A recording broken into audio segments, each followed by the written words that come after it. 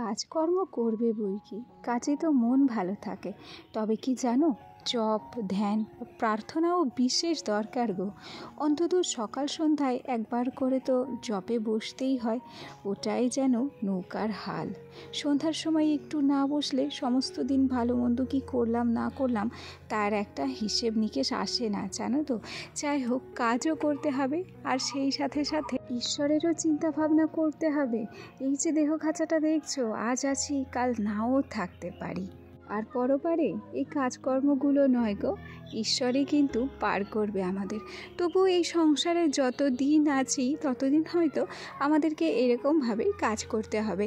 এই দাঁড়াও, আরও কত গল্প করব, আগে পরিচয়টা তো দেব, তাই না? নমস্কার, কেমন আছো সবাই? আশা করছি সবাই খুব ভালো আছো, আর আমিও ভালো আছি। আজকে আমার আরও একটি নতুন ব্লগে তোমাদের সবাইকে অনেক অনেক স্বাগত জানিয়ে ব্লগটি শুরু করছি, আর আশা রাখছি ব্লগটি তোমাদের ভালো লাগবে।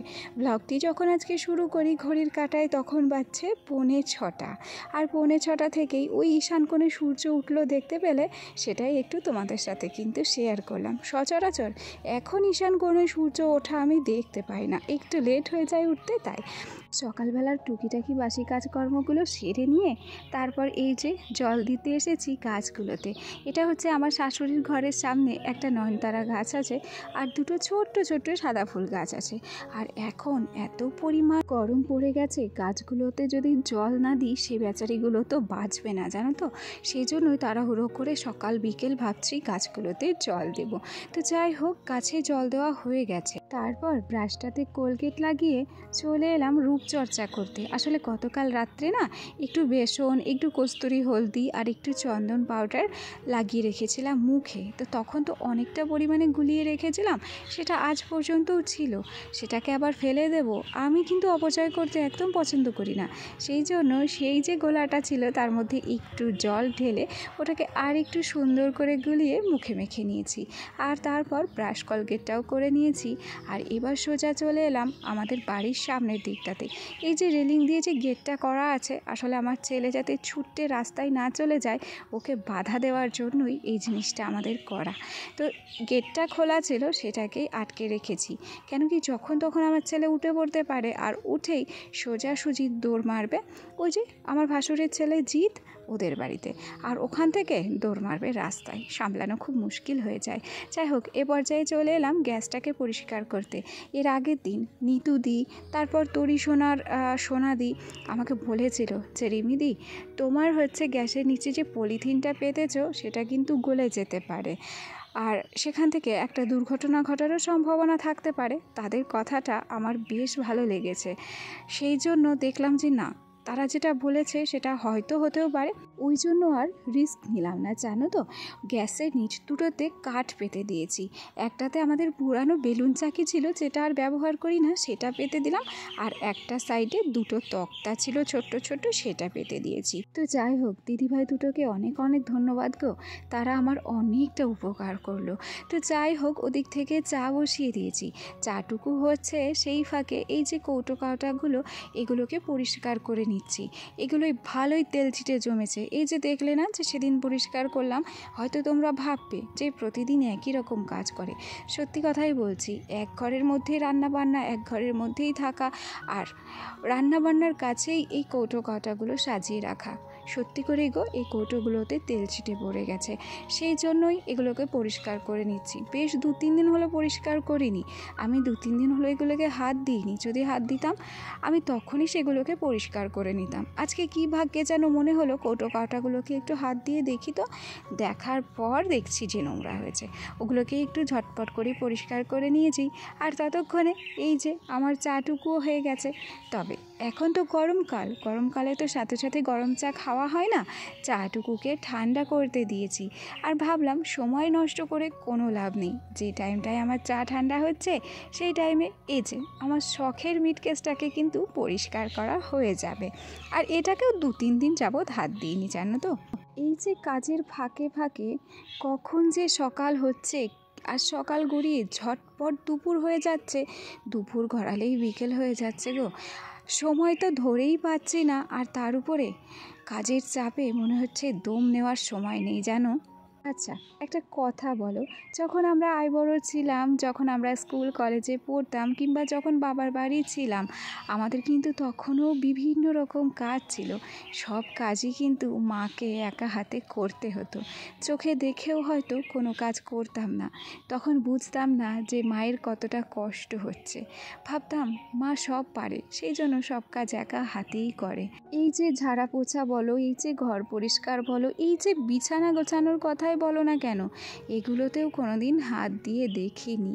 আর আজ বিয়ের পর যখন দায়িত্ব কর্তব্য কাঁধে এসে পড়েছে, তখন ঠিক বুঝে গেছি যে কোনটার মূল্য আমরা দিতে পেরেছি আর কোনটার মূল্য আমরা দিতে পারিনি।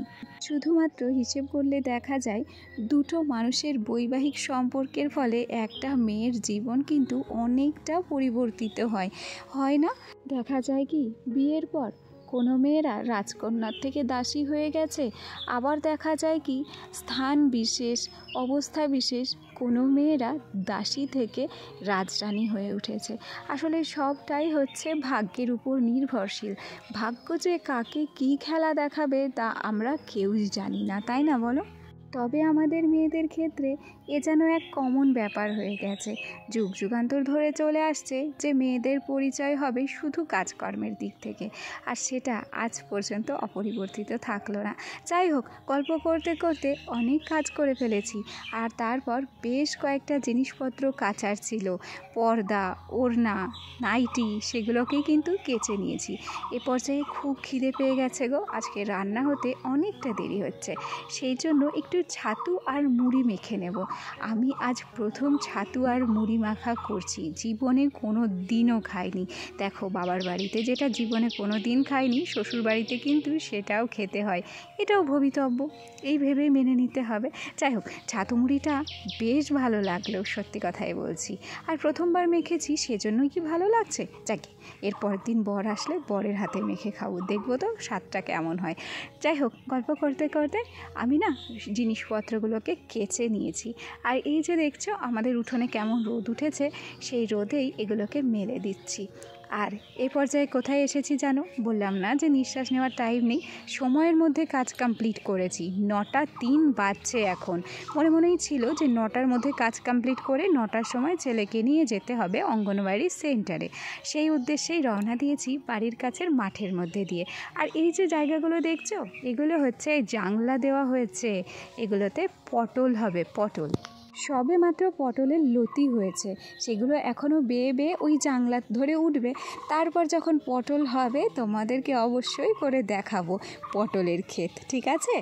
তো যাই হোক, এই মুহূর্তে ছেলেকে নিয়ে বাড়ি চলে এসেছি। তারপর সকালের খাবারটা খেয়ে ওই যে আমার যে কাজ, সেই কাজে লেগে পড়েছি। হালকা করে আলমারিটাকে ডাস্টিং করে নিয়েছি, আর তারপর এই যে পর্দার দিকটাতে ডাস্টিং করে নিলাম, আর ওই ফুলগুলোকেও একটু ঝেড়ে নিলাম, আর তারপর খাটটাকেও একটু ডাস্টিং করে নিচ্ছি। আজ খাট পরিষ্কার করি, কাল খাট পরিষ্কার করি, করতে করতে যেন করাই হচ্ছে না। যাই হোক, নেক্সট দিন দেখবো করতে পারি কি না। আর এ পর্যায়ে আমি যখন ভয়েস ওভার দিচ্ছি, আমার পাশে কুই হারলের আওয়াজ হচ্ছে। কেউ কি পাচ্ছ খচমচ করে আওয়াজ? তো যাই হোক, ইতিমুহূর্তে স্নান হয়ে গেছে, আর স্নান করার পর আয়নাটাকে পরিষ্কার করছি। আসলে চারিদিকের তাল সামলাতে সামলাতে বুঝতেই পারিনি যে আমার আয়নাটাও নোংরা হয়ে রয়েছে। স্নান করার পর যখন নিজেকে দেখতে গেছি, তখনই দেখলাম যে আয়নাটাতে স্পট পড়ে আছে। সেই জন্য আয়নাটাকে পরিষ্কার করার পর তারপর এই যে একটু সিঁদুর পরে নিচ্ছি। আর আমাদের কাছে সিঁদুরটাই তো হচ্ছে সবচেয়ে বড়, তাই না? স্নানের পর এটা তো ভুলে গেলে চলবে না। তো যাই হোক, এ পর্যায়ে এসেছিল আইসক্রিমওয়ালা। ছেলেকে একটা ছোট্ট আইসক্রিম কিনে দিয়েছিলাম, আর সেটাকে ডেকোরেশন করে দিয়েছিলাম ছোট্ট ছোট্ট কিছু জেমস দিয়ে। এরপরে আর কিছুই তোমাদের সাথে শেয়ার করতে পারিনি, চলে এসেছি সোজা রাত্রে। আজ রাতের খাবারে বানাবো হচ্ছে খিচুড়ি, চাল, 3-4 রকম ডাল, একটু কাজু বাদাম কিশমিশ সমস্ত কিছু দিয়ে এই যে প্রেসার কুকারে খিচুড়িটা বসিয়েও দিয়েছি। আর এ কথা সে কথা বলতে বলতে এটা বলতেই ভুলে গেছি যে আমার আজকের ভিডিওটি যদি তোমাদের ভালো লেগে থাকে, তাহলে অবশ্যই করে একটা লাইক করো, কমেন্ট করো। আর চাইলে নতুন বন্ধুরা আমার এই ছোট্ট পরিবারের একটা মিষ্টি সদস্য হয়ে আমার পাশে থেকে যেও। আজ তাহলে আসি, কাল আবার দেখা হবে। টাটা।